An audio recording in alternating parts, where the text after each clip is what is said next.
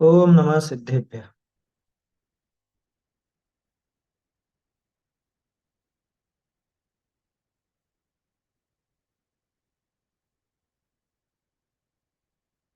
मंगलमय मंगल करण वीतराग विज्ञान। नमो ताहि जाते भये अरहंतादि महान। करि मंगल करि हो महाग्रंथ करण को काज। जाते मिले समाज सब पावे निज पद राज। मोक्ष मार्ग प्रकाशक में पहले अधिकार पर अपनी चर्चा है। और इसमें आचार्य उपाध्याय साधु इनका एक सामान्य स्वरूप अपन देख रहे हैं। इन तीनों के सामान्य स्वरूप का आशय ही ये है कि इससे कोई फर्क नहीं पड़ता है कि वो आचार्य हैं या उपाध्याय हैं या मुनिराज हैं।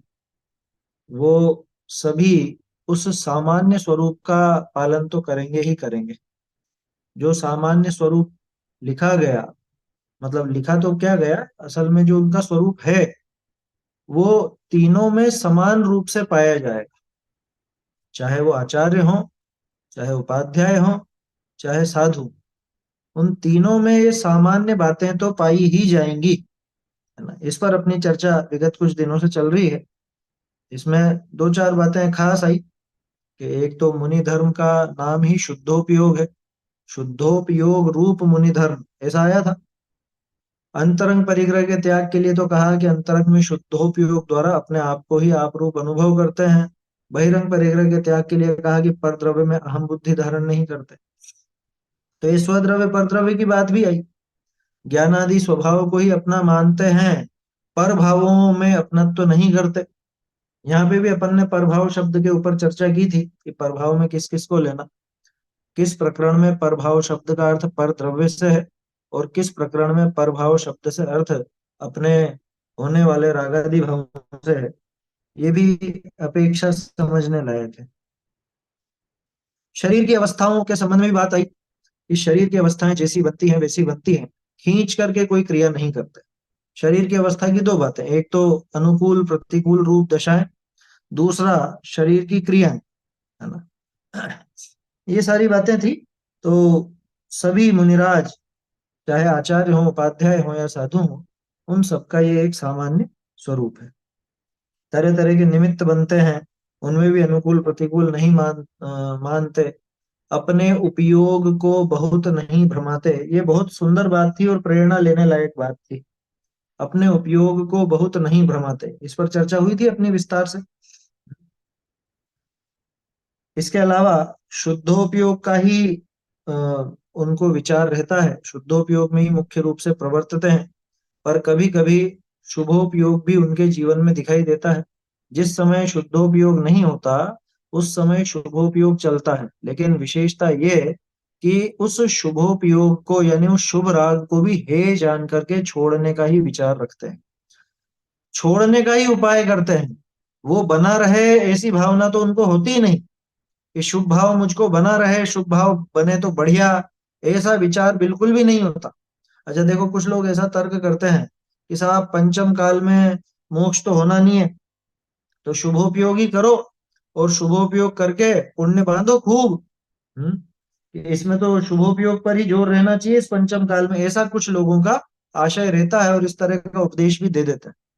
लेकिन विचार करो कि जिसको शुभोपयोग का ही रस है, जो शुभोपयोग को ही भला मान करके उसका साधन करने बैठ गया, वो शुद्धोपयोग का साधन क्यों करने लगा? और उसको शुद्धोपयोग का साधन होगा भी क्यों? हम्म? जो कम में ही संतुष्ट हो गया, वो आगे बढ़ने का उपाय क्यों करेगा? समझ में आ रही है बात? तो शुभोपयोग, वो जो मंद कषाय का थोड़ा सा परिणाम था, वो वहीं पे संतुष्ट होकर के बैठ गया। उसके आगे जाने का उसका ना तो मन है ना कोई ऐसी मंशा है। ये वाया वाली ट्रेन पकड़ ली इसने, सही बात। वाया वाली ट्रेन कैसी? कि सीधा तो नीचे नहीं जाएगा, थोड़ा स्वर्ग आदि में घूम फिर करके जाएगा। आया समझ में? नीचे मतलब निगोद। सीधे सीधे तो निगोद में गमन नहीं करेगा, लेकिन वो घूम फिर करके जाएगा, ऐसा उसको काम हो गया। तो ऐसा यहाँ समझना चाहिए कि शुभोपयोग की लालसा अथवा शुभोपयोग की जो इसकी एक प्रवृत्ति चलती है, वो वास्तव में प्राण घातक है। उस शुभोपयोग को इसने जो भला माना, ये इसके लिए प्राण घातक है, ये इस जीव का नाश कर देने वाला है, ऐसा यहाँ समझना चाहिए। तो ये बातें हुई थी। अच्छा, अशुभोपयोग के लिए क्या, कि अशुभोपयोग तो उनके जीवन में दिखता ही नहीं। मुख्य रूप से शुद्धोपयोग ही वर्तता है। शुभोपयोग होता है जब शुद्धोपयोग नहीं होता, तब शुभोपयोग भी होता है। लेकिन शुभोपयोग को भला नहीं जानते, उसको भी बुरा जानकर छोड़ना ही चाहते हैं। दूसरी बात, शुभोपयोग भी जो हुआ, उसमें भी इसको शुद्धोपयोग का ही साधन करता है। मतलब शुभोपयोग के माध्यम से भी शुद्धोपयोग का ही साधन करना चाहते हैं। तीसरी बात, अशुभोपयोग तो उनके जीवन में होता ही नहीं, अशुभोपयोग उनके जीवन में संभव ही नहीं। ठीक है, तीव्र कषाय का भाव है इसलिए। ऐसी अंतरंग परिणति होने पर बाह्य दिगंबर सौम्य मुद्रा के धारक हुए हैं। यहां तक अपनी बात हुई थी। इसके बाद का विषय अपने को देखना था, है ना। शरीर का संवारना आदि विक्रियानि करी रहित भय। इस पर भी चर्चा आखिर में थोड़ी सी तो की थी अपन ने, एक आध मिनट। शरीर का संवारना आदि विक्रियाओं से रहित हुए। छप्पे में भी विक्रिया शब्द आया क्या? हाँ, विक्रियाओं से रहित हुए। विक्रिया का अर्थ अपन ने कल भी देखा था। यहाँ विक्रिया का अर्थ कोई वो विक्रियक शरीर से संबंधित अथवा कुछ ऐसा चमत्कार जैसी बात वो नहीं, है ना। जिसे आमतौर पर विक्रिया कहा जाता है, वो अर्थ यहाँ पर नहीं। यहाँ विक्रिया शब्द से क्या अर्थ है? विपरीत क्रिया। विक्रिया विपरीत क्रिया के लिए भी आता है, कि जो विपरीत क्रिया होती है, उसका नाम विक्रिया। अब मुनि दशा में शरीर को संवारना अपने आप में एक विक्रिया है। विक्रिया माने खोटी क्रिया है। अब सोचो, शरीर के संवारने में क्या क्या आता है, इस पर चर्चा करें अपन, क्योंकि शरीर को संवारते नहीं है, इसका क्या मतलब है? मेकअप नहीं करते।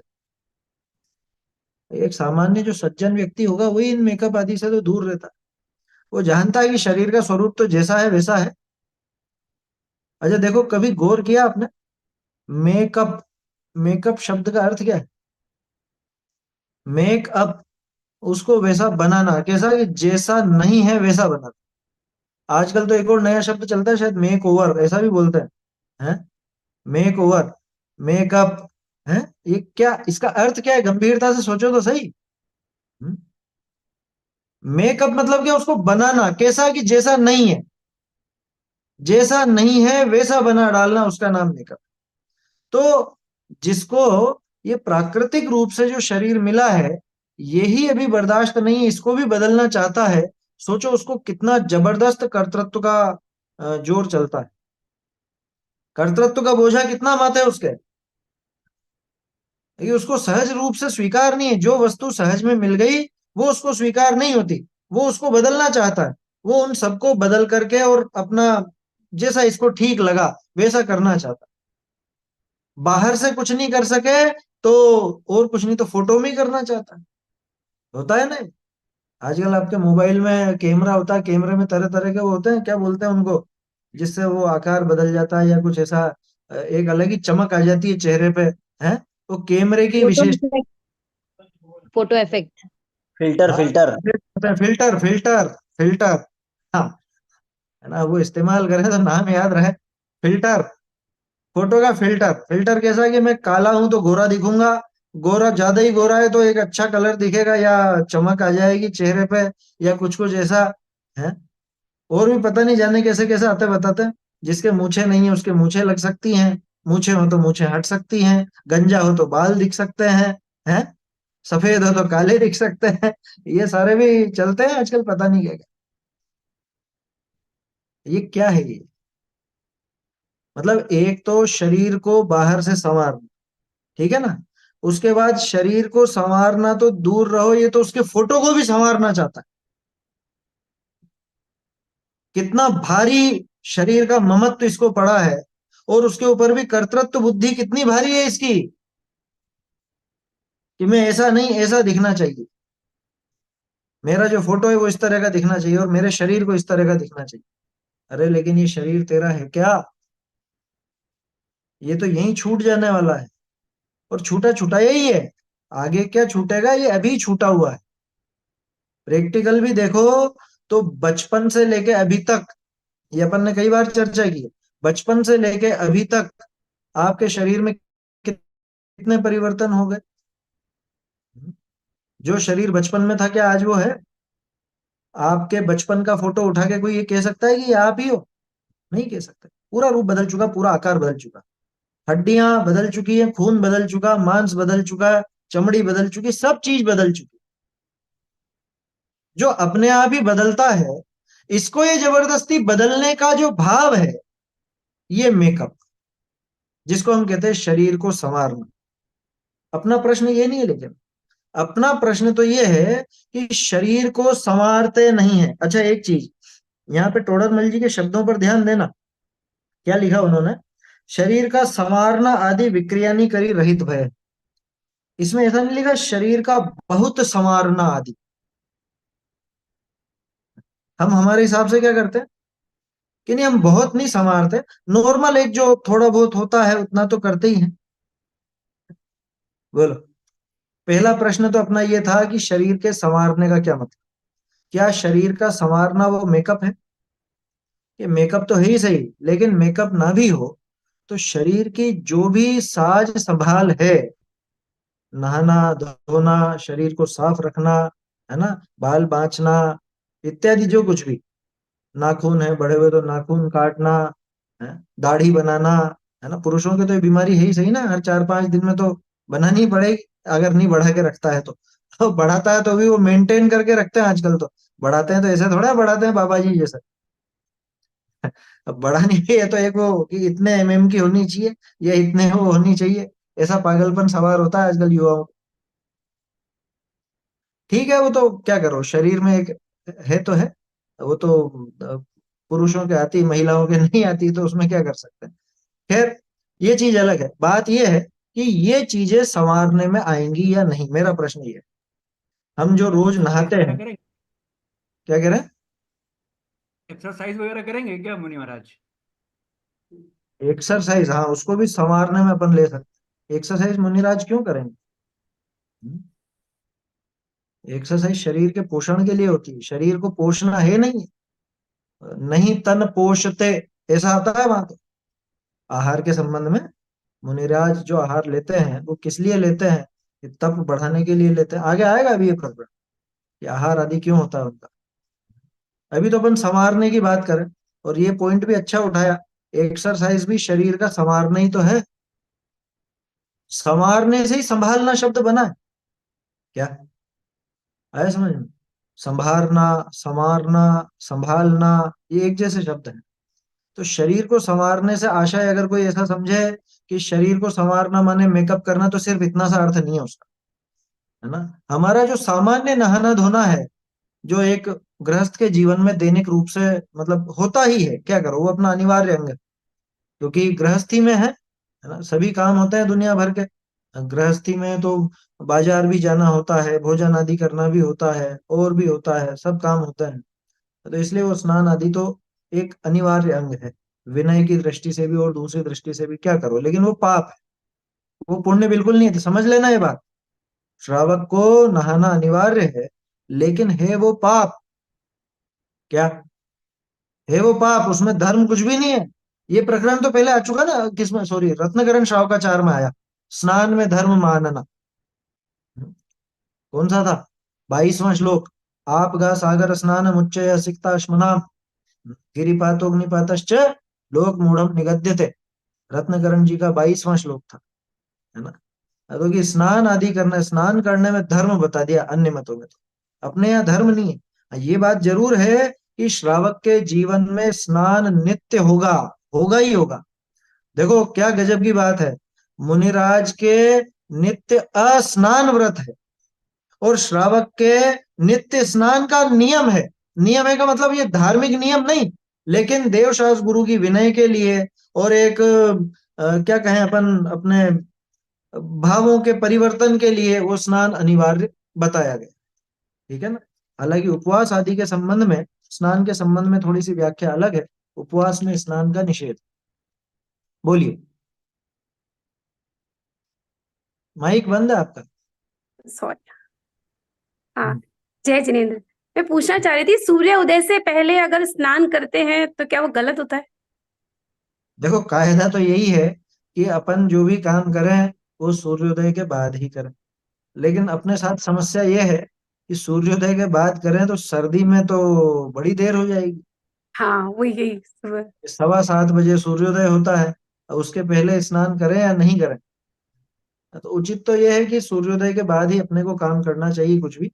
फिर भी, है ना, देखो मैं उसका पक्ष तो नहीं लूंगा, लेकिन अपने जीवन में कुछ ऐसी मजबूरियां होती हैं जो कई बार अपने को जल्दी तैयार होना पड़ता है। लेकिन एक चीज का खास ध्यान रखना, बाकी और क्रियाओं में तो इतना विशेष नहीं, लेकिन एक तो अपने रसोई और एक जिनालय, जिनालय में जो द्रव्य की क्रिया है और हमारे रसोई में भोजन की जो क्रिया है, यहाँ तक कि पानी छानने की भी क्रिया, वो सूर्योदय के बाद और सूर्यास्त के पहले पहले निपट जानी चाहिए।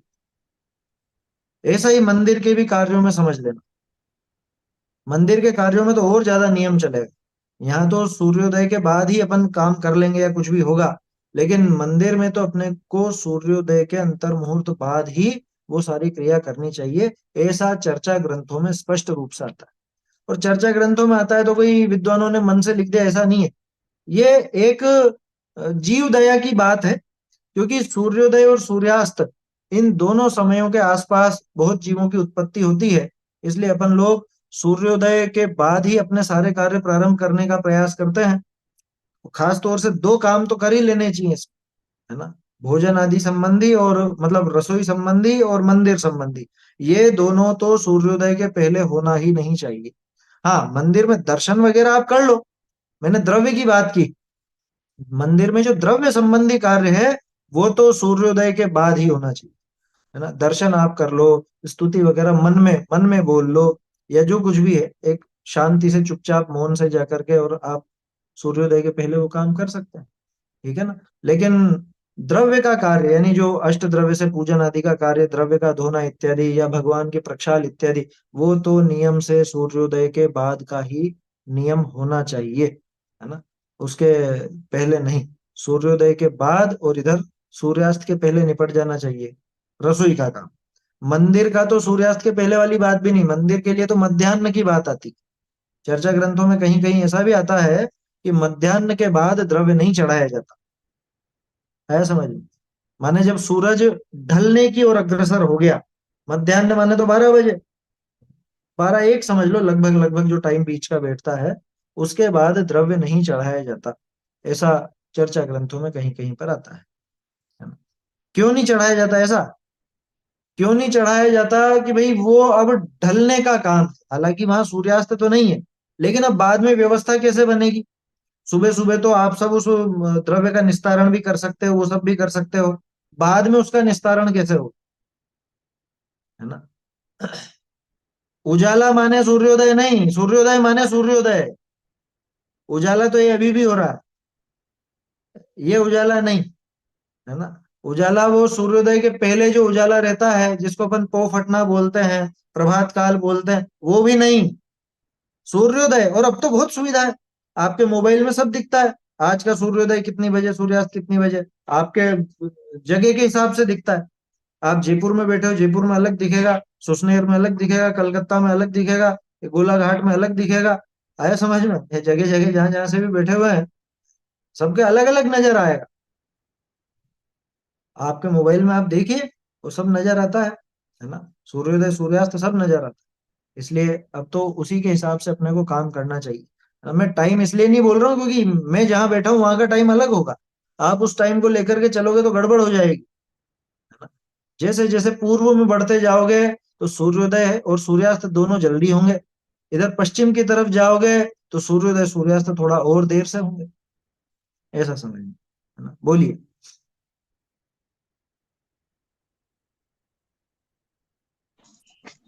लेकिन फिर भी मंदिरों में तो जैसे बड़े बड़े विधान होते हैं, बड़ी बड़ी जगहों पे 4 सवा 4 बजे तो पूजन चालू हो जाती है। और मंदिर में होते जैसे हैं अब नहीं हमारे होते हैं, यहाँ की बात भी ये नहीं चल व्यवस्था। रही है। बात ये नहीं चल रही है क्या होता है, बात ये चल रही है क्या उचित है और क्या अनुचित है ना। होने को तो लोग बाग पता नहीं जाने क्या क्या करते हैं मंदिरों में, अपन उसका पक्ष थोड़े ना लेंगे। होने को तो डांडिया रास भी होता है मंदिरों में ही, लेकिन अपन उसको वो बात कही जाएगी है कि ये होता है, होता होगा, उसका वो सही नहीं है। बात ये है कि क्या उचित है जिनागम के अनुसार, क्योंकि हमारी दृष्टि सिर्फ दो बातों पर रहती है कि जिससे वीतरागता और अहिंसा, ये दो हमारे जो महासिद्धांत हैं, ये खंडित ना हो, जिसमें इनका पोषण हो वो काम होता है ना। इसलिए उस बात में तो कोई वो ऐसा है नहीं। जैसे जल जल निकालना, खींचना, फिर वो गर्म करना, छानना, सब क्रिया तो 6, 6:15, 6:30 पे शुरू हो नहीं नहीं जाती है, तो नहीं, पहले आज भी मैं आपको कितने ही मंदिर ऐसे बता सकता हूँ जिन मंदिर जहाँ पे सूर्योदय के बाद ही ये क्रिया की जाती है। ये तो लोगों का प्रमाद है कि साहब हमको ऑफिस जाना है। अरे तुम्हें जाना है तो तुम जाओ ना, तुमसे किसने कहा कि तुम ये जल्दी आके करो। तुम्हें ऑफिस जाना है तो तुम तुम्हारी देखो, है ना। तुमको अधिकार नहीं है फिर ये काम करने का। ये कड़क बात है, लेकिन विचार करना कभी गंभीरता से कि भाई हम तो नहीं कर सकते, नहीं कर सकते तो किसी ने कहा नहीं कि तुम ये कर लो, और करो तो कायदे से करो, क्योंकि तीन लोग के नाथ हैं। वो हमारे हिसाब से चलेंगे या हम उनके हिसाब से चलेंगे, हमें उनके साथ चलना। ये विचार करना चाहिए। बोलिए। और सुनिए, जो हम शिखर जी का पहाड़ चढ़ते हैं, समेत शिखर जी का, तो वो तो कितने जल्दी सुबह स्नान करके वो लोग चढ़ते, वो कैसे फिर क्या करेंगे फिर उस टाइम? देखो, अब वो अपना विषय से विषयांतर हो जाएगा इसमें, है ना। बाकी एक बात कह दूं, रात को तो वो चढ़ना उचित नहीं, है ना। वो आप आपकी व्यवस्था यूं देखते हो कि अरे फिर दिन चढ़ जाएगा, धूप आ जाएगी, तो आप तो आपकी सुविधा देख रहे हो। लेकिन ये बताओ, रात में गमन क्या उचित है? रात में जहां अपने शुद्ध कामनाएं में मंदिर तक खोला नहीं जाता, ये रात में यात्रा कैसे? अभी उस पर डिटेल से अपन चर्चा नहीं करना चाह रहे हैं, क्योंकि ये विषय दूसरा आ गया। ये दूसरी बातें इसमें होने लग गई। ये संवारने से संबंधित बात थी, नहाने धोने से संबंधित बात थी, और ये दूसरी जगह पहुंच गई बात, है ना। बोलो। टोडरमल जी ने भी मौसम प्रकाशक में कहा है कि सूर्योदय के बाद ही सारी क्रियाएं होनी चाहिए। हाँ, आएगा इसमें आगे, सूर्योदय के बाद कई प्रकरण आएगा, चर्चा ग्रंथों में भी आता है। तो ये कई विद्वानों का मत है, और अपन ने जिन प्रतिमा यथावत स्वरूप देखा था, जिन प्रतिमा यथावत स्वरूप के अंदर तो स्पष्ट रूप से ये सब चीजें थी। चलिए देखते हैं। तो संवारने पर प्रश्न था अपना कि संवारते नहीं है, अपने शरीर को संवारते नहीं है का क्या मतलब। पहला ऑप्शन कि मेकअप नहीं करते, तो वो वाली बात तो बैठेगी ही नहीं। ये एक सामान्य जो सज्जन गृहस्थ होगा, वो भी ये फालतू का मेकअप मेकओवर और इन चीजों में नहीं उलझेगा। दूसरी बात, दूसरा ऑप्शन ये कि संवारने का अर्थ शरीर संबंधी क्रिया, शरीर को साफ सुथरा रखने की क्रिया भी वो नहीं करते। शरीर को साफ सुथरा नहीं रखते वो, ये क्या बात कर रहे हैं? शरीर को साफ सुथरा नहीं रखते का क्या मतलब? जान करके गंदा करते हैं ऐसा? कि जान करके गंदा नहीं करेंगे, लेकिन वो शरीर को समझ लो जैसे पसीना, पसीना गर्मी के मौसम में पसीना आता है, और ये जो अपने जोड़ों की जगह होती है, जैसे कोहनी है या इधर है, तो यहाँ मेल जम जाता है। तो मुनिराज वो मेल वगैरह ऐसे साफ करेंगे? हम्म? मेल की बत्तियां निकालेंगे? ऐसे ऐसे नहीं करते। ये काम मुनिराज नहीं करते। ये सब शरीर का संवारना है। दांत साफ करेंगे या नहीं? दांत साफ करना शरीर संवारने में आता है या नहीं? वो भी शरीर का संवारना ही है। कंघी करेंगे या नहीं? पहली बात तो कंघी आएगी कहां से? एक बात तो ये कि बाल इतने बड़े होने नहीं देते, जब हो जाते हैं तो अपने आप ही वो केश लॉन्च कर लेते हैं, क्योंकि सबके बालों की ग्रोथ अलग अलग होती है। इसलिए कोई ऐसा नियम नहीं है कि इतने महीने में करना और इतने महीने में नहीं करना। बाल मुनिराज के बढ़ते हैं तो केश लॉन्च करते हैं, क्योंकि उसमें जीव पड़ने की संभावना होती है, ठीक है ना। जुएं वगैरह या और कुछ भी दूसरे भी जीव हो सकते हैं, सूक्ष्म जीव भी होते हैं, तो उनकी संभावना से बचने के लिए दो कारण है उसके। एक तो जीवों की उत्पत्ति, जीवों के घात से बचने के लिए। दूसरा, बाल होंगे तो फिर उनको संवारने का भाव भी आएगा, तो उससे अपना ध्यान भटकेगा। तीसरा, बाल बड़े होंगे और जब ये ध्यान करने बैठेंगे, इधर उधर बाल अड़ेंगे, तो ये डिस्टर्ब होंगे, इसलिए उन बालों को रखते ही नहीं। यह है बालों का कारण। आया समझ में? बाल होंगे तो अपने आप ही कि अरे बिखरे बिखरे हो रहे हैं, ऐसा लग रहा है और वैसा लग रहा है, तो थोड़ा सा कभी ऐसा भाव भी आ सकता है, अथवा बालों के हिलने से अपना ध्यान भटक भी सकता है ना। जैसे न्याय में वो उदाहरण आता है ना, केशोंडुक ज्ञानवत। तो बाल अड़ते हैं, मान लो बड़े बाल हो गए और पीछे से गर्दन पर ऐसे बाल अड़े, अपने कोई अड़े, और अपन सोचे क्या है, मच्छर है कि क्या है, ऐसे ऐसा ध्यान भटकता है अपना उसके कारण। तो इसलिए बालों को बढ़ाते नहीं है, बालों का संस्कार नहीं करते, बालों का नहीं करते, दांतों का नहीं करते, आया समझ में? नाखूनों का नहीं करते, दाढ़ी मूछ का नहीं करते। क्या समझ में आ रही है बात? ये सब शरीर का संवारना है। हमारा नहाना धोना, ब्रश करना, कंघी करना, नाखून काटना, दांत मांजना, ये सब शरीर का संवारना है। मेल हो तो मेल वगैरह हटाना। क्रीम पाउडर तो खैर उनके हो गए नहीं, एक सामान्य अच्छे श्रावक के ही नहीं होता, तो वो चीजें तो जाने ही दो। सामान्य जो संस्कार है, शरीर का सामान्य संस्कार, वो भी उनके नहीं होता। हाँ, मल मूत्र आदि का त्याग करते हैं तो उसकी शुद्धि जरूर करते हैं, क्योंकि वहां विनय से संबंधित बात है। वो विनय से संबंधित बात है, वो शरीर का संस्कार नहीं है, ध्यान रखना, है ना।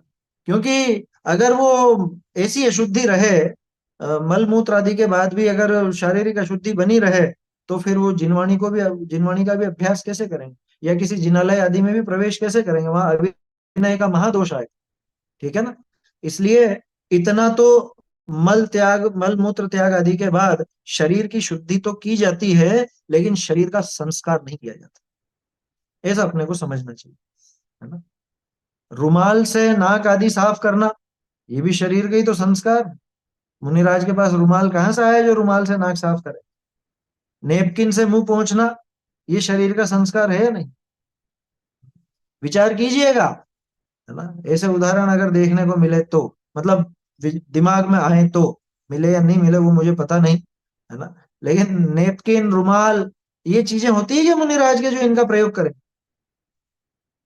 विचार कीजिए, बोलिए। सर माइक बंद हो गया आपका। सर आहारचर्या से पहले जो मुनिराज और ये शुद्धि करते हैं उसके बारे में क्या कॉन्सेप्ट क्या है? कैसी शुद्धि? मतलब आहारचर्या से पहले शुद्धि के लिए हम जल लेके जाते हैं, अक्सर हर मैंने उसमें देखा है संघ में कि शुद्धि का जल जाता है, तो पता नहीं वो मतलब शुद्धि करते हैं, तो वो उसका क्या कॉन्सेप्ट करना मुनिराजों को ऐसा शुद्धि करना उचित है कि नहीं है? नहीं देखो, उसमें है, ऐसा समझना कि मुनिराज को जब पड़गाते हैं तो उनके पैर वगैरह धुलाते हैं, ठीक है ना। तो ये तो एक सामान्य, क्या कहें, सामान्य परिपाटी है कि पैर भी धोए जाते हैं। ये सिर्फ मुनिराज के लिए नहीं थी, पहले तो गृहस्थ भी भोजन करने बैठता था तो अपने हाथ और पैर दोनों धो करके बैठता था, आया समझ में? तो मुनिराज के जो पैर वगैरह धुलाए जाते हैं या हाथ धुलाए जाते हैं, जल लेकर के जाते हैं और हाथ पैर धोते हैं, है ना, धुलाए जाते हैं उनके, तो वो भोजन की विधि है। भोजन करेंगे तो हाथ पैर वगैरह धो करके करेंगे, जैसे अपन भी भोजन करने बैठते हैं तो हाथ धोते ही हैं। ये उसके पीछे कारण है। नहीं सर, मेरा प्रश्न ये नहीं है, ये तो हमारे श्रावक के घर पे आने के बाद की क्रिया है मुनिराज की। हाँ, उससे पहले वो शुद्धि करते हैं मंदिर में ही, वहां जहाँ जहाँ रुकते हैं मुनिराज, वहीं शुद्धि हम्म, करते हैं, और श्रावकों नहीं के घर से बाकायदा शुद्धि का जल जाता है साहब। वो कैसे जाएगा? नहीं, वो मुझे ध्यान नहीं उसका कंसेप्ट, ये मेरे जानने में नहीं आई बात कि पहले वहां पे लेकर के जाएंगे या क्यों लेकर के जाएंगे। वही क्योंकि मतलब आप जैसे यहाँ पर और भी कोई जैसे मतलब ये स्वाध्यायी बैठे हैं, उनसे पूछिए कि अगर चौका लगाते तो अगर वो बता सकते हैं कि शुद्धि का जल तो जाता है सर, क्योंकि शुद्धि के जल के बिना तो फिर वो शुद्धि नहीं करते, तब तक वो आहार में नहीं उतरते हैं। तो शुद्धि के जल के कारण वही है, वो जो हाथ और पैर धोने की बात है ना, अथवा समझ लीजिए शारीरिक शुद्धि कुछ ऐसी, मल मूत्र आदि त्याग में उनको जल कम पड़ गया हो तो उसके लिए भी वो जल जाता होगा, क्योंकि उसका और कोई प्रयोजन नहीं है, जल का इसके अलावा और कोई प्रयोजन नहीं। कमंडल में पानी। उसमें उसमें यही है कि वो आहार से पहले अगर मूत्र विसर्जन वगैरह के लिए उनको जाना पड़े हाँ, तो उसके लिए शुद्धि का जल लेके जाते हैं, क्योंकि उसके बाद शुद्धि की आवश्यकता होती है। हाँ, वो जल वो आहार के पहले जो लेके जाते हैं उसका प्रयोजन सिर्फ इतना ही है। वही बात है, वही कहा ना मैंने, मल मूत्र के अलावा इसके अलावा और कोई प्रयोजन नहीं है कमंडल के जल का। शुद्धि के जल का मतलब यही मल मूत्र का त्याग, क्योंकि इसके अलावा और कौन सी क्रिया करेंगे? कोई मंत्र तंत्र वाली क्रिया तो कुछ है नहीं कि ये पानी छिड़कना या ये करना और वो करना। वो पानी जो गया वो शुद्धि के लिए ही गया, है ना, मल मूत्र के त्याग के लिए। वही हाथ पैर धोने जैसा काम हो गया। हाथ पैर तो खैर यहाँ पे भी धुलेंगे, लेकिन उसके पहले मल मूत्र आदि के त्याग के लिए पानी कम पड़ गया और जल कम पड़ गया हो, तो वहां की उस शुद्धि के लिए वो जल जाएगा। ये विधि है, उसमें शरीर के संवारने वाली बात नहीं है कि कोई हाथ मुंह धो करके आना साहब, ऐसा नहीं है ना, कि हाथ मुंह धो करके जाए वहां पे तैयार होके किसी के भोजन करने जा रहे हैं तो हाथ मुंह धो करके जाते हैं, ऐसी बात नहीं है वहां। वो मल मूत्र आदि के लिए ही, इसके अलावा और कुछ नहीं। मुनिराज मुंह नहीं धोते कभी भी अपना, आया समझ में? कभी मुंह नहीं धोते। बोलिए। जय जैन भैया जी, एक डाउट था। जैसे आपने बताया था कि अभी वो नेल्स कट का, नाखून कट का, तो वो मुनिराज जी नहीं करते क्या नाखून? तो वो कट तो कर नहीं, सकते नहीं हैं, करते, नहीं करते। फिर वो तो बढ़ेंगे तो मेल तो होगा ना उनमें। हाँ होगा। तो वो सामान्य रूप से देखो, ऐसा है कि बढ़ेंगे तो मेल अपने क्यों होता है? अपने मेल इसलिए जमता है क्योंकि दिन भर अपन तरह तरह के काम करते हैं, है ना, घर गृहस्थी के काम करते हैं और दूसरे काम भी करते हैं, आरंभिक क्रियाएं भी बहुत होती हैं। तो नाखून हमारे उन सब कामों में आते हैं। मुनिराज के नाखून ऐसे काम में नहीं आते। तो सामान्य रूप से तो मेल आता है, लेकिन इतना मेल आता नहीं है कि जिसको उनको अलग से निकालना पड़े या कुछ करना पड़े, एक बात। दूसरी बात, नाखून बढ़ने का कारण क्या है? कभी आपने देखा कि नाखून जिनके शारीरिक पोषण विशेष नहीं हो उनके नाखून भी कम ही बढ़ते हैं? बाल और नाखून कम बढ़ते हैं जिनको भोजन भी कम मिलता है या शारीरिक पोषण बराबर नहीं होता, तो बाल और नाखून भी उनके कम बढ़ते हैं। अब मुनिराज के आहार कितना है? ऐसा नहीं है कि नहीं बढ़ेंगे, क्योंकि ये तो नाम कर्म के ऊपर निर्भर है। लेकिन मुनिराज की एक सामान्य वृत्ति में बता रहा हूं कि मुनिराज के आम तौर पर भोजन इतना होता ही नहीं कि उनके नाखून या बालों को वैसा पोषण मिल सके। इसलिए सामान्य रूप से तो नहीं बढ़ेंगे, फिर भी नाम कर्म का उदय है, बढ़ भी सकते हैं, है ना। और बढ़ते हैं तो कोई ऐसे नहीं बढ़ते हैं, तो टूट भी जाते हैं। शरीर को जब पोषण नहीं मिलता ना तो नाखून आदि भी कमजोर हो जाते हैं। ये देखना आप, बहुत से लोगों के होते हैं ऐसे कि नाखून को यूं हाथ लगाओ तो यूं ही टूट जाते हैं। तो ऐसा हो जाता है उसमें ऐसा, लेकिन अलग से नाखून काटने की कोई विधि तो उसके अंदर है नहीं, है ना। और इसके विषय, इसके संबंध में मूलाचार आदि में कुछ ऐसा विशेष कथन आया होगा तो उसको अपन देखेंगे। कोई ऐसा पढ़ने में आएगा तो उस हिसाब से देखेंगे। नहीं, वो पत्थर से नाखून घिसने की विधि तो मेरे तो पढ़ने में नहीं आई कि पत्थर से ऐसा ही नाखून है, घिसना ऐसा है। ही है, ऐसा ही है। ऐसा अभी दिखता है, मैं ये कह रहा हूं शास्त्र में है या नहीं, ये बात करने की है। आप लोग कहते हो ऐसा ही है या ऐसा होता है, ऐसा होता है ये नहीं कहना, ऐसा अभी देखा जाता है। शास्त्र में उसकी क्या विधि है वो अपने को देखनी पड़ेगी, उसके बिना अपन नहीं कह सकते, है ना। आप कैसे कह सकते हो कि शास्त्र में ये उचित बताया है? आया समझ में? अब उसकी क्या विधि, इसीलिए मैंने कहा मूलाचार आदि शास्त्रों में अगर कुछ ऐसी बात आई हो और कभी देखने को मिलेगा तो अपन देखेंगे कि भाई नाखून के संबंध में क्या विधि है, क्योंकि नाखून बढ़ तो सकते हैं, असंभव बात तो नहीं है। नाम कर्म का उदय है, नाखून ज्यादा बढ़ सकते हैं, किसी के बाल भी बढ़ते हैं। तो बालों का तो अपने को पता है कि बालों को तो वो केश लॉन्च कर देते हैं, लेकिन नाखून इस तरह की चीज नहीं है जो यूं यूं लेकर के उखाड़ दिया, ऐसे उखाड़ नहीं सकते। हाँ, कमजोर हो तो वो तोड़ मोड़ के टूट जरूर सकते हैं, है ना, लेकिन बालों की तरह तो नहीं है कि उनको उखाड़ा जा सके। तो उसकी कोई विधि होगी तो उस संबंध में देखेंगे अपन, अगर मूलाचार आदि में उस तरह की बात आई होगी तो। वो मेरे पढ़ने में असल में नहीं आया, इस वजह से मैं उसके बारे में कुछ नहीं कह सकता, है ना। चलिए, बोलिए, कुछ प्रश्न हो तो बोलिए। मतलब ऐसे महाराज जी के आहार के बाद उनके मतलब हाथ पैर अपन पोंछ सकते हैं ना कपड़े से? देखो, श्रावक पहुंचता है तो मुनिराज उसमें प्रसन्न नहीं होता, आगे होकर के वो पहुंचने के लिए देते भी नहीं, क्योंकि वो तो जब उन्होंने आहार कर लिया उसके बाद हाथ धो लेते हैं। ये उनकी शारीरिक शुद्धि जितनी होनी थी वो हो गई, है ना। जैसे मलमूत्र त्याग के बाद शारीरिक शुद्धि करते हैं, इसे भोजन के बाद हाथ धोना और मुंह थोड़ा सा यूं साफ करना, क्यों? क्योंकि जिनवाणी का अभ्यास भी करना रहता है, इतना तो होता है। बाकी श्रावक अब उसके बाद पहुंचे करे, तो इसमें मुनिराज अगर प्रसन्न हो तो उनको उल्टा दोष लगता, आया समझ में? श्रावक अपनी भक्तिवश वैसा कर तो सकता है, करने की मना अपन इसलिए नहीं कर रहे हैं क्योंकि वैया वृत्ति में करते हैं और ना, चीजें भी करता है। करते हैं श्रावक ना। वैया वृत्ति करते हैं, मालूम है मुझे। तो वो श्रावक कर सकता है, लेकिन अगर मुनिराज को उसमें आसक्ति हो, उसमें कि हाँ बढ़िया बढ़िया, और वो इशारा करे यहाँ से भी पहुंच दो, यहाँ से भी पहुंच दो, तो समझना कि वहां मुनिराज को दोष है। उसमें भला मानना ये दोष है उसमें, ऐसा समझना चाहिए। ठीक और है जो ना? कमंडलू का पानी लेके जाते हैं ना, तो वो मतलब हाथ पैर धो के फिर मंदिर में प्रवेश करते हैं, मतलब महाराज जी। हम्म। और जो भी हाँ सही है। हाँ तो हाथ पैर धोकर के प्रवेश करने का तो है ही, तो कमंडल का जल इसीलिए तो है। तो कुल मिला के वो शुद्धि की तो बात है। जी के अपन लिए चर्चा कर रहे हैं कि संवारते नहीं है, संवारने का अर्थ क्या? हाथ धोना पैर धोना संवारना नहीं है। हाथ पैर धोना विनय के लिए और उस मल को दूर करने के लिए है। संवारना तो नहाना या पोंछना, या गर्मी में थोड़ा ऐसे ऐसे छींटे मार लेना, कमंडल से ऐसी धारा कर लेना खुद के ऊपर ही, ये शरीर का संवारना है। वो मुनिराज के नहीं होता, है ना? बात वो चल रही है। इतना अंतर अपने को समझना चाहिए कि हाथ पैर धोना अलग बात है, और शरीर को चैन मिले या अच्छा अच्छा लगे अपने को, वो शरीर का संवारना वो बिल्कुल न्यारी बात है ना? बोलिए। ये तो बंद है। चालू है। चलो भैया जी, जो मुंह वो पोंछते टॉवेल वगैरह, तो ये तो श्रावक लोग करते हैं, मुझे नाच थोड़ा बोलते हैं उनको करने के लिए। सही बात है, मैंने इसका जवाब दे दिया ना। उनको अगर अच्छा लगता है या वो इशारा करके करवाते हैं, तो करेगा तो श्रावक ही। श्रावक ही आकर के उनको ऊपर कंबल डाल देगा। मुनिराज थोड़ा डालेंगे कंबल, श्रावक ही आकर के ऑल आउट जला देगा कि श्रावक ने करा है। तो मुनिराज क्या उसका अनुमोदन भी करेंगे? मुनिराज उसका अनुमोदन नहीं करते। कृत कारित अनुमोदन, इन तीनों से त्याग होता है। आया समझ में?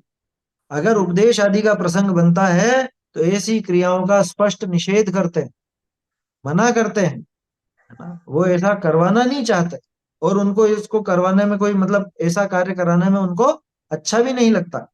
समझ में आ रही है बात? ये संवर तत्व संबंधी भूल है ना, उसके अंदर आएगा ये संवर और निर्जरा तत्व संबंधी भूल, 7वें अधिकार में जो वहां पे गुप्ती समिति, है ना, ये सब चीजों का इनके संबंध में जो भूल है, वहां पर ये बात है। ये खुद नहीं करवाता, लेकिन इसको तो आनंद आता है उसको कराने में। अगर आनंद आता है तो इसके वो भूल बराबर जारी है ना। इसलिए मुझे पता है ये तर्क बहुत होता है कि वो तो श्रावक करते हैं। ये आपने ही करी हो ये बात, ऐसा नहीं। ये जगत में बहुत लोग इस तरह की बात करते हैं, वो तो श्रावक करते हैं, और सारा दोष श्रावकों के ऊपर। ये बताओ श्रावक ने क्यों किया? एक तो श्रावक मूर्ख है अगर करता है तो, दूसरी बात उसको कहीं ना कहीं इशारा तो मिला। अगर इशारा मिला है तो जिसकी तरफ से इशारा दिया गया है वो दोषपूर्ण प्रवृत्ति वाला है, ऐसा समझना चाहिए। ठीक है ना? चलिए, तो शरीर का संवारना ये समझ में आया कि नहीं? इस पर चर्चा इसीलिए की अपन ने क्योंकि संवारने में ज्यादातर अपन यूं सोचते हैं कि मेकअप वगैरह उसको संवारना कहते हैं, लेकिन संवारना का मतलब शारीरिक संस्कार, शरीर का संस्कार कहलाता है नहाना धोना भी, है ना? दातुन करना, दातुन होता है क्या मुनिराज के? साबुन से हाथ धोना है, साबुन होता है? पहले सुनने में आया था कुछ इस तरह के चूर्ण चले, चूर्ण, वो चूर्ण से दांत भी साफ किए जाते हैं, कुछ अलग तरह के चूर्ण होते हैं उनसे हाथ भी साफ किए जाते हैं, और बहुत सारी विधियां चलती हैं। ये बिल्कुल अनुचित है, ये बिल्कुल अनुचित अनुचित है। ये शरीर का संवारना होता है, और मुनिराज के ये प्रवृत्ति नहीं पाई जाती। शरीर का संवारना आदि विक्रियाओं से रहित हुए। आगे देखते हैं। शरीर का अब संवारना भी नहीं, सांसारिक जनों का संग भी नहीं, उनके प्रति राग भी नहीं, तो क्या करेंगे? वन खंड आदि विषय बसे हैं। वन खंड आदि में बसते हैं। वन खंड आदि, आदि में क्या क्या लेना? धर्मशाला कि होटल या किसी का घर है? ये चीजें नहीं आती। वन खंड आदि में आता है जैसे पेड़ की कोटर, कोई गुफा, कोई शून्यागार, है ना, विमोचितावास, है ना। एक सेकेंड, क्या है ये? नमक से हाथ रगड़कर धोना, कि नहीं, ये विधि भी उचित नहीं लगती, क्योंकि ये भी वो चूर्ण जैसा ही काम हो गया। नींबू नमक से रगड़ के धोते हैं ना हाथ के, हाँ इससे बिल्कुल चिकनाई वगैरह दूर हो जाएगी, साफ हो जाएगा, ऐसा वो नहीं करते। ऐसा देखने में तो मतलब शास्त्रों में तो इस संबंध में कथन नहीं है कि नमक से धोए। हाँ, वस्तिका जिसको बोलते हैं, नसिया बोलते हैं, हमारे यहाँ पे नसिया कहा जाता है, वस्तिकाएं चलती थी। अब देखो आत्मानुशासन में गुणभद्राचार्य ने क्या लिखा, वनाद वसंत्युपग्रामम कलौ कष्टम तपस्विना, है ना। इतस्ततश्च त्रस्यन्तो विभावर्याम यथा मृगा वनाद वसंत्युपग्रामम कलौ कष्टम तपस्विना। ऐसा श्लोक आत्मानुशासन में आता है। संख्या मुझे बराबर ध्यान नहीं है, शायद बाण में होगा या ऐसे ही कुछ कुछ होगा, है ना। संख्या मुझे ध्यान नहीं है उसकी, लेकिन उसमें क्या कहा कि जैसे इधर उधर भटकते हुए मृगगण यानी जंगली जानवर, जैसे हिरण वगैरह जो शाकाहारी जानवर है, वो मांसाहारी जानवरों के डर से रात में नगर के समीप आ जाते हैं। नगर के नहीं, गांव के समीप, ग्राम के समीप आ जाते हैं, है ना। इतस्ततश्च त्रस्यन्तो विभावर्याम यथा मृगा, विभावरी में, विभावरी यानी रात, रात के समय जैसे वो हिरण वगैरह गांव के समीप आ जाते हैं, ऐसे ही वनाद वसंत उपग्रामम, वन से उपग्राम, उपग्राम समझते हैं? ग्राम माने तो गांव होता है, गांव में रहने लग जाते तो उसके बारे में बात होती, लेकिन उपग्राम, उपग्राम माने गांव के समीप। जो संस्कृत समझते होंगे, उप शब्द का अर्थ समीप होता है, तो उपग्राम यानी गांव के समीप। अब गांव के समीप का अर्थ समझे, जो वस्तिका का कथन आया ना वो, क्योंकि पहले वस्तिकाएं नसियाएं वगैरह ये गांव के बाहर, गांव के समीप बनाई जाती थी, गांव में नहीं बनती थी। आजकल वो गांव और नगर के अंदर शामिल हो गई, क्योंकि गांव और नगर आगे तक बढ़ गए। पहले तो गांव के बाहर ही थी ना।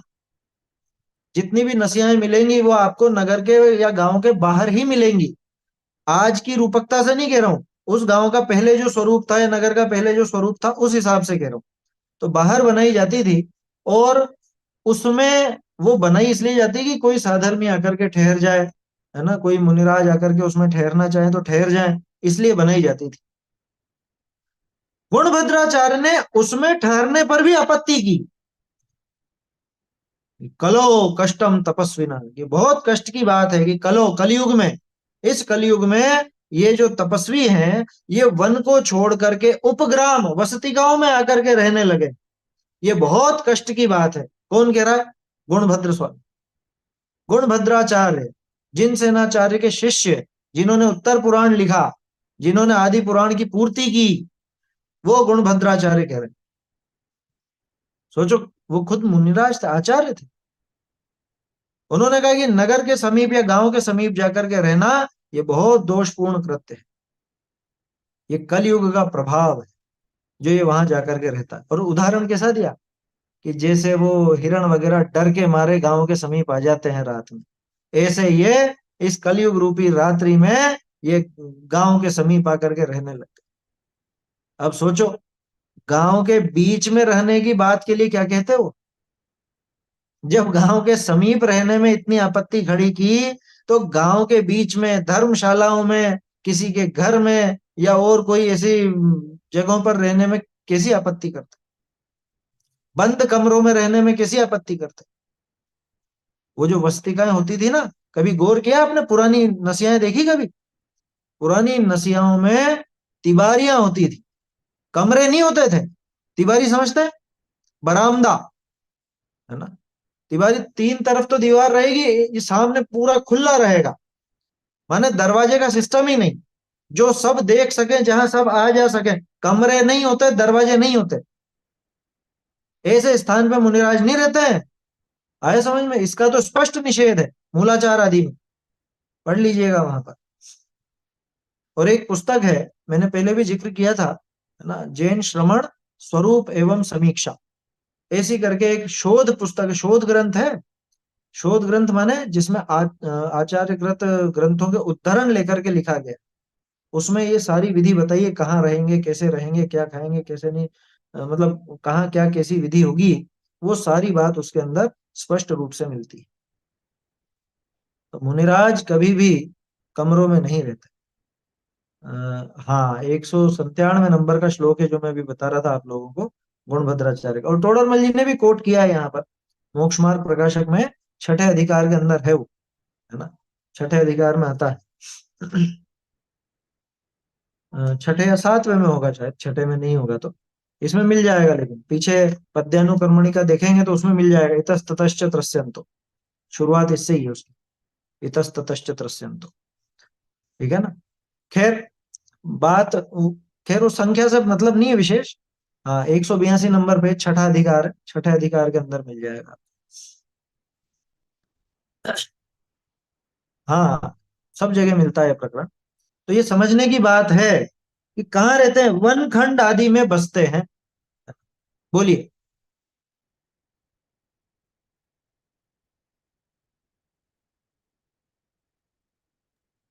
भैया जी, जो महाराज जी हाथ धोते वो तो बेसन से धोते हैं। हैं? हम लोग जब आहार देते तो महाराज जी को तो शुद्धि का पानी और साथ में बेसन जाता था हाथ धोने के लिए। ये शास्त्रोक्त बात नहीं है ये, है ना। आप तो भले साबुन ही भेज दो, उससे क्या फर्क पड़ता है, हाँ? लेकिन ये साबुन तो शास्त्रोक्त अरे बता रहा हूं, मैं तो एक उदाहरण दिया है, क्योंकि हो जाता बेसन पुराना तरीका है, साबुन नया तरीका है, इतना अंतर है, उससे फर्क नहीं पड़ता। लेकिन वो शास्त्रोक्त बात नहीं है ना, वो उचित नहीं है ना। वो जाता हो, देखो अपन, आप हमेशा ये ध्यान रखना, आप लोगों के दिमाग में कई सारे प्रश्न खड़े होंगे वर्तमान पद्धति को देख करके, वर्तमान कुछ उदाहरणों को देख के, लेकिन सीधी सी बात ऐसे समझना कि क्या होता है, क्या हो रहा है, ये मुख्य नहीं है। मुख्य ये है कि शास्त्रोक्त विधि क्या है, उचित विधि क्या है, अनुचित विधि क्या है, ये समझना जरूरी है ना। क्या हो रहा है ये मुख्य नहीं, और क्या हो रहा है वो सच थोड़ी ना होगा सारा का सारा, क्योंकि लोगों ने बहुत सी प्रवृत्तियां अपनी मनमानी बदल दी, है ना। जिसको जैसा सुहाया उसने वैसा का वैसा वैसा अपना लिया, वैसा आचरण करने लग गए। लेकिन वो चीज अगर शास्त्रोक्त नहीं है तो वो अपनाने लायक नहीं होती।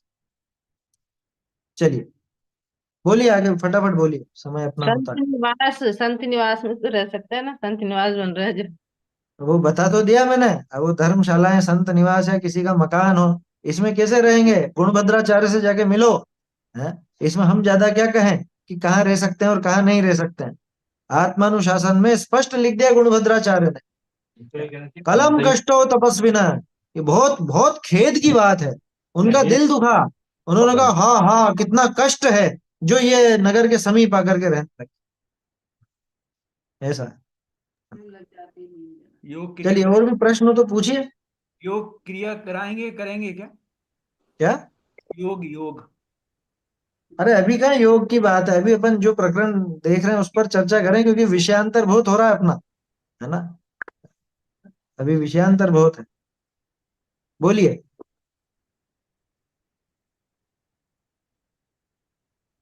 बोलिए, माइक चालू है आपका।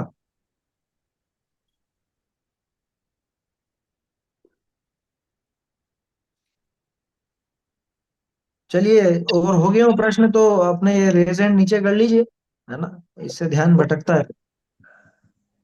हो ही नहीं रहा। सुनिए, शरीर का संवारना आदि ये तो हो गया ना, वन खंड आदि विषय बसे हैं, बसने के संबंध में भी बात आ गई। कहाँ रहेंगे, पेड़ के कोटर, या कोई गुफा, है ना, या कोई सूना पड़ा खंडहर, क्योंकि जंगलों में भी बहुत लोग बनाते थे पहले। क्यों बनाते थे कि राजा लोग जाते थे ना, शिकार करने जाते या कुछ भी करने जाते, इस तरह की बातें खूब होती थी। तो वहां इस तरह के मकान, पुराने खंडहर वगैरह भी मिले हुए बन जाते हैं, बने हुए मिल जाते हैं। तो वहां कभी कभार ऐसे निवास कर लेते थे। निवास का अर्थ समझे, निवास माने कितना, रुकते तो है ही नहीं मुनिराज, कि कभी रात व्यतीत कर ली, कभी थोड़ी देर के लिए ठहर गए, ध्यान करने बैठ गए, फिर वहां से चल देते। निवास कोई परमानेंट निवास नहीं होता है, मुनिराज का ऐसा परमानेंट निवास तो होता ही नहीं है, ठहरते ही नहीं है, ठीक है ना। क्यों नहीं ठहरते हैं, उसका कारण क्या है, भाई वहां तो कोई व्यक्ति भी नहीं है। भाई कई बार क्या होता है, जरूरी नहीं कि आपको किन्हीं व्यक्तियों से ही राग हो, स्थान से भी राग हो जाता है, स्थान से भी राग होता है। जैसे मान लो कोई व्यक्ति नौकरी में है और 5-10 साल कहीं पर उसने नौकरी की और उसका बहुत अच्छा मन लग गया, है ना, अच्छा मन लग गया, समाज जनों से भी खूब हिल मिल गए और ऐसा वैसा सब हो गया। और उसके बाद जब छोड़ के जाते हैं तो, हैं, क्यों राहुल भाई, जब ऐसे जाते हैं दूसरे स्थान पर जाना हो तो स्थान से एक राग हो जाता है अपने आप। आप कह सकते हो ये तो व्यक्तियों का राग है, कि चलो व्यक्तियों का राग नहीं था, समाज जनों से भी ज्यादा कुछ ऐसा लेना देना नहीं, लेकिन उस स्थान से कुछ ऐसा लगाव हो जाता है, स्थान से लगाव हो जाता है तो जाते समय तकलीफ होती है। और मुनिराज को तो किसी से भी राग नहीं रखना है।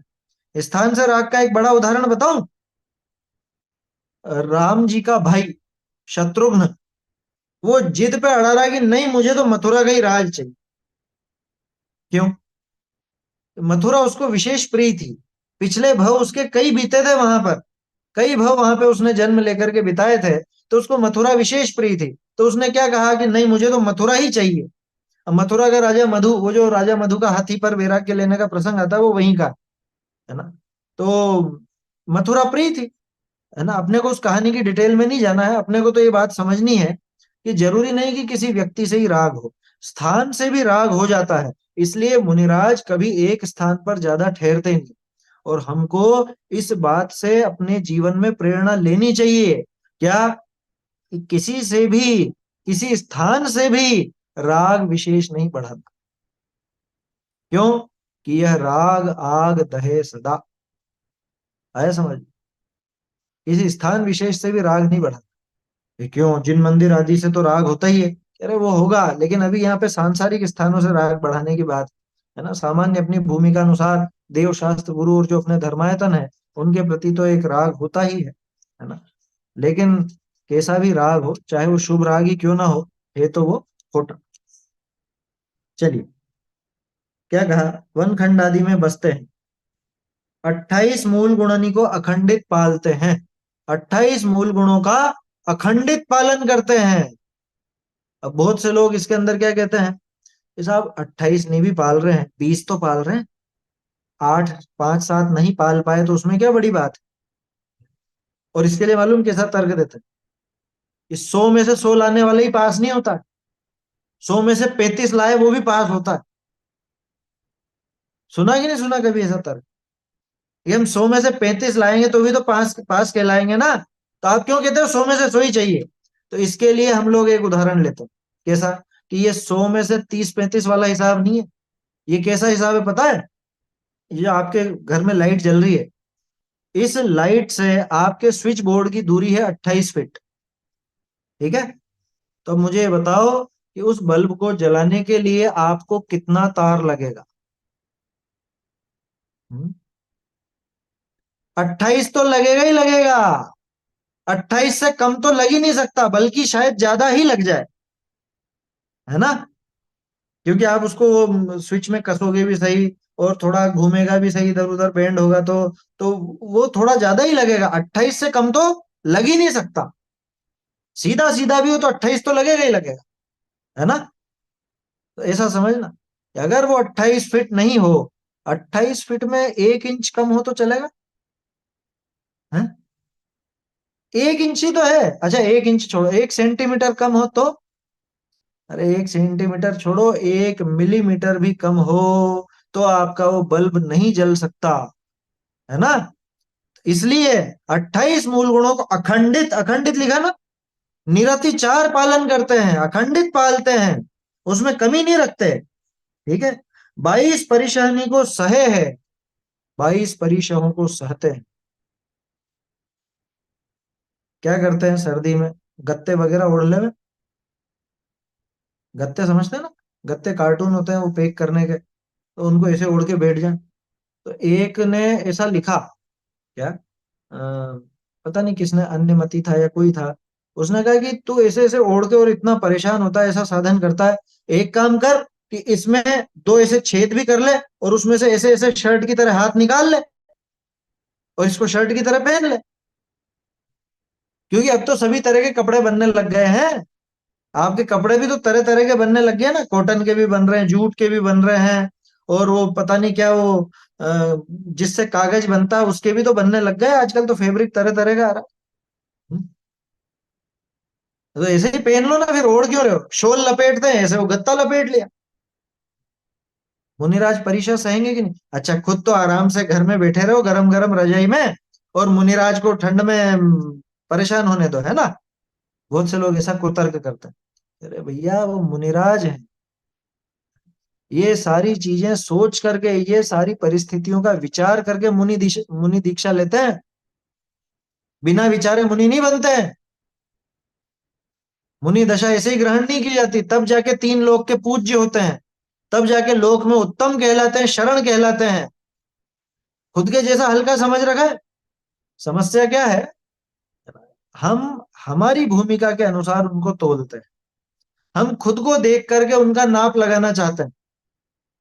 ऐसा हो नहीं सकता। लेकिन बाबूजी तो अक्सर ये कहा करते थे, मुनिराज तो कोई दूसरी दुनिया के लोग हैं, जैसे दूसरी दुनिया के व्यक्ति।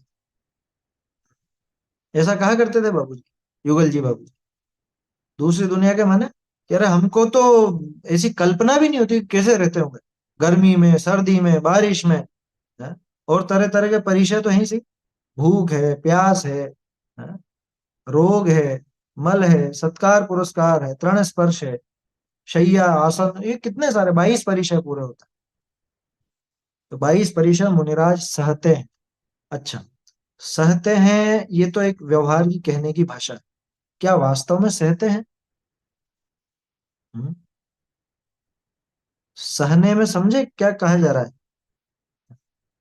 सहना माने एक बेचारेपन का भाव है।